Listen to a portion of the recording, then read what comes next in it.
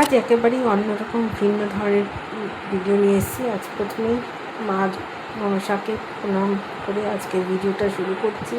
Hi friends, আমি সুস্মিতা চলে এসেছি আজকে একটা ব্লগ নিয়ে। আজকে সকাল সকাল তৈরি হয়েই বেরোনোর কথা ছিল, কিন্তু দেরি হয়ে গেছে।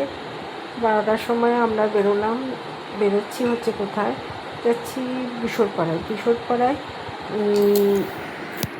এক বাড়িতে মনসা পুজোর নিমন্ত্রণ। এক বাড়িটা ব্যানার্জিবাবুর বাড়ির পাশের বাড়িটাই আজকে মনসা পুজোতে আমাদের নিমন্ত্রণ করেছে ফুল ফ্যামিলি, কিন্তু গুড়িয়া আর সৌমর তো অফিস আছে, তারা তো বেরোতে পারবে না। ব্যানার্জিবাবু দোকান করে আর যাওয়ার সময় পায় না, সেই জন্য আমি আমার গ্যাংয়ের সবাইকে বললাম যে তোমরা কি যাবে। তা দুজন বললো না, তাদের কাজ আছে, তারা আসতে পারবে না। তখন আর দুজনকে নিয়ে বেরিয়ে পড়লাম। তো ওখান থেকেই একটা টোটো, বাড়ির থেকেই একটা টোটো বুক করে নিয়েছি, উবের থেকে নিয়ে চলে আসলাম। এসে মন্দিরে পুজো দিয়ে বসে রয়েছি। এর মধ্যে ঠাকুরমশাই আসলেন। ঠাকুরমশাইকে দেখে ঠাকুরমশাই আসার পরে সবাই গেল জল আনতে। তা আমরাও সঙ্গে সঙ্গে গেলাম, যে যাই আমরা জলদানা দেখতে যাই। সেই জন্য তৈরি হয়ে আমরাও বেরিয়ে পড়লাম। এই যে মনসা গত বছরে মনসা ঠাকুরটাকে বের করে দিয়েছে। আর ওনাদের ঠাকুরটা প্রত্যেক বছর বাড়িতেই রাখা হয়। আগে তো রাস্তার মধ্যে পড়তো না, অনেকটা জায়গা ছিল, তখন রাস্তায় রাখতাম, বাড়িতেই গলে যেত ঠাকুর। এখনও তাই হয়, কিন্তু এখন পাশেই রাস্তা যেহেতু, আর বাচ্চারা এগুলো খোলা নেওয়া করে। যাই হোক, সেভাবেই যেটা নিয়ম সেভাবেই ওরা বাড়িতেই রাখে। আর সবাই মিলে ওদের বাড়ির 4 বউ, ওদের 3 বউ আর ওদের আত্মীয় স্বজন সবাই মিলে যাচ্ছি আমরা বিদ্যাসাগর পার্কে। ওই জল ভরতে বিশ্বপাড়ায় বিদ্যাসাগর পার্ক আছে, সেই পার্ক মনসা ঠাকুরের জল ভরতে যাওয়া হচ্ছে। আর বাড়ির বড় বউ যে, সে বড় ঘট নিয়েছে। এই দেখো, আমি আর আমার দুই বৌদি রিনা সেন আর সুস্মিতা সেন, এর দুজনকে নিয়ে আমি গেছিলাম। এবারে ওই দেখো সবাই জল ভরতে নেমেছে। আর বড় বউ যে, সে ঘাটে জলে নেমেছে, নেমে ডুব দিয়ে এক এক করে সকলকে, এই যে বড় বউ, এই বাড়ির বড় বউ যে, তুমি ঘরটা রেখে এবার জলে নেমে জলে ডুব দেবে। আমি কিন্তু বিয়ে হয়ে আসা থেকেই এই বাড়িতে আমি আসি। মাঝে মাঝে হয়তো কাউকে সঙ্গী না পেলে আর আসা হয় না, তাই এই বছর এসেছি। আগে বাবা মা, আমি অর্থাৎ আমার শ্বশুর শাশুড়ি, আমরা সবাই মিলে চলে আসতাম, এসে থাকতাম। রাত্রে রয়ানি গান হতো, রয়ানি গান শুনতাম, একটা দিন ছিল আলাদা। তারপরে আমার বাবা মা যখন ভাইয়ের অত্যাচারে ওই বাড়িতে গিয়ে ভাইয়ের উপর অত্যাচারে যখন ও বাড়িতে থাকতো, তখন এইখানে এই মনসা মন্দিরে রয়ানি গান শুনতো, ওখানে থাকতো। আমরা সবাই মিলে ওখানে আনন্দ করতাম। যাই হোক, এখন বাবা মাও নেই, শ্বশুর শাশুড়িও নেই, এখন পুরো অন্যরকম অবস্থা। আর ওনার এই বাড়ির যে পুজোটা হয়, এবারে যে বুড়ি বয়স্ক মহিলা, যে শাশুড়ি, বউদের যে শাশুড়ি, সে শাশুড়ির মাথায় একটা বড় চট ছিল। মনসা ঠাকুরের নামে বড় চট ছিল। তা আমি 32 বছর ধরেই আমার বিয়ে হয়েছে 32 বছর ধরেই এই বিয়েটা, এবারই পুজোটা দেখে আসছি। এবং এবার আর প্রত্যেকেরই বাড়িতে বলতে গেলে মনসা পুজো হয়।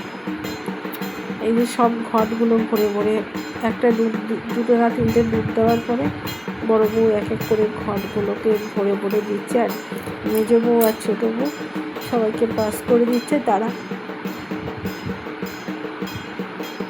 দুটো ঘটগুলো নিয়ে বাড়ি ফিরবে।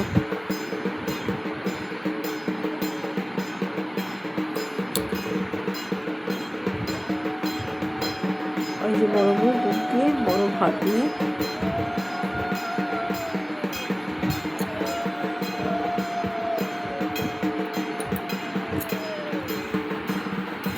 এবার এক রকম বড় বউ আস্তে আস্তে উঠছে, আর ছোটো বউ যে সে ওনাকে ধরে ধরে উঠিয়ে নেবেন।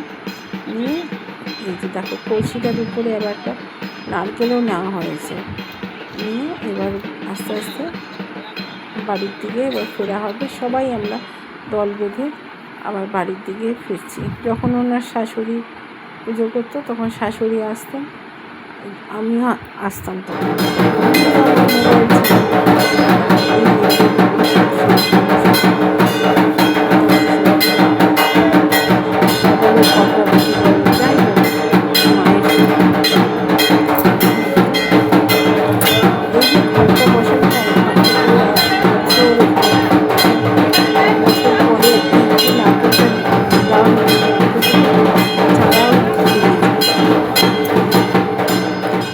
দেখে আসছি তাই। আর এইটা হচ্ছে ব্যানার্জি বাবুর বাড়ি। বৌদিদের যখন নিয়ে আসি তখন বলছি, শোনো সবার বর হচ্ছে ধনীপতি, আর আমার বর কিন্তু ভিখিরিপতি, আমার ভাঙাচোরা বাড়ি। হ্যাঁ, তোমরা কিছু মনে করো না। তা বৌদিরা বলছে, এক বৌদি দেখেছে যে রিনা সেন দেখেছে, কিন্তু সুস্মিতা সেন দেখেনি, নমি বৌদি কোনোদিন দেখেনি। তাই বললাম তোমরা কিছু মনে করো না, আমার বর কিন্তু ভিখিরিপতি। বলে না না, তোমার একটু সুন্দর বাড়ি। যাই হোক, আমি হয়তো রাজার মেয়ে, কিন্তু আমার স্বামী কিন্তু খুব একটা বড় লোক না, সেটাই আগে আমি বলে দিচ্ছি। তা ওখানে সারাদিন থেকে আমরা কী করলাম, আমরা শাড়ি পরে গেছিলাম, কিন্তু গরমে শাড়িতে কষ্ট হচ্ছে বলে শাড়ি চেঞ্জ করে চুড়িদার পরে এখন আমরা বাড়ি ফিরছি। তাই বৌদি দেখো না কি হাসি, ওই নিয়ে হাসাহাসি করছে যে আমি বলেছি যে আমি কিন্তু আমার বাবা পুলিশে চাকরি করতে কী হবে, আমার স্বামী তো আর পুলিশে চাকরি করে না, সেই জন্য আমাকে কিন্তু ওর মধ্যে আমাকে কিন্তু আমার বরের হিসাবেই আমাকে ধরবে। এই নিয়ে হাসি ঠাট্টা করতে করতে আমরা বাড়ি ফিরছি। আমরা আসার সময় তো অটোতে উবেরে প্রচুর টাকা গাড়ি ভাড়া চাইছে, সেই জন্য রানিং একটা টোটো ধরে সোজা চলে আসলাম। বৌদিরা হাসাহাসি করছে যে আমরা গেলাম শাড়ি পরে সাজুগুজু করে, আর ফিরছি আমরা সব সাজুগুজু করে গেলাম, শাড়ি পরে বেরোলাম, আমরা এখন ফিরছি হচ্ছে ভিন্ন হয়েছে। সন্ধ্যা হতে হতেই বেরিয়ে পড়লাম আবার আমরা পুজোর চাঁদা কাটতে। এর মধ্যেই আমাদের ওয়াইটির এক সিস্টার, এক বোন আমাকে ফোন করে বলছে, দিদিভাই তুমি কোথায়? তা আমি বললাম আমি এখন আমাদের পাড়ার উন্নতি করতে বেরিয়েছি। বলে সে আবার কী কথা? না হ্যাঁ, আমি এখন চাঁদা কাটতে বেরিয়েছি। চাঁদা কাটতে বেরিয়েছি কারণ এটা তো উন্নতিই হতো, এলাকার লোকেদের সবাইকে মনোরঞ্জন করবার জন্যই আমরা পুজো করব, সেই জন্য চাঁদা কাটতে বেরিয়েছি। তা তোমাদের আমার ভিডিওটা কেমন লাগলো অবশ্যই কিন্তু কমেন্টে জানিও।